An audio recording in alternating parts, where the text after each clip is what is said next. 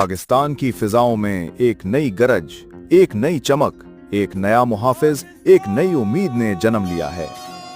हम बात कर रहे हैं Z-10ME अटैक हेलीकॉप्टर की, जो चीन से आया लेकिन अब हमारे दिल की धड़कन बन चुका है।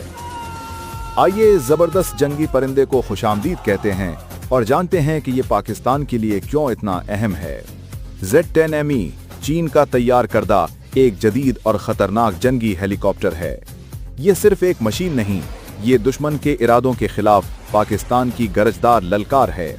21वीं सदी की तमाम टेक्नोलॉजी से लैस ये हेलीकॉप्टर रेत से लेकर बर्फ तक हर मैदान का फातेह है।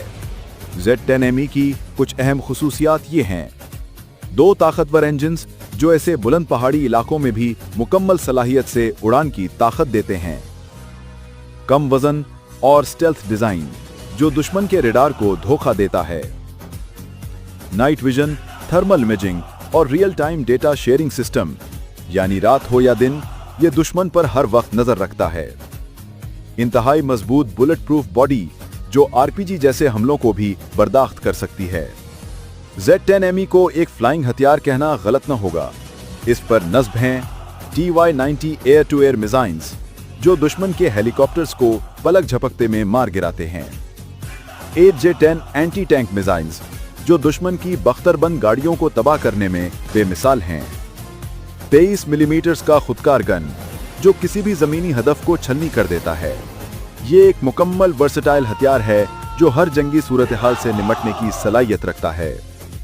Z-10ME सिर्फ एक हेलीकॉप्टर नहीं, बल्कि ये पाकिस्तान की दिफाई लाइन का एक नाकाबिले शिकस्त हथियार है। सीपैक के रास्ते जो दुश्मनों की आंख में कांटा हैं, अब Z-10ME की निगरानी में महफूज होंगे। शुमाली इलाकों जैसे सियाचिन, गिलगित, स्कर्दू जहां रवायती तैयारे कारआमद नहीं, वहां Z-10ME अपनी बुलंदी की परवाज और हमला करने की सलाहियत से दुश्मन के ख्वाब तोड़ देगा।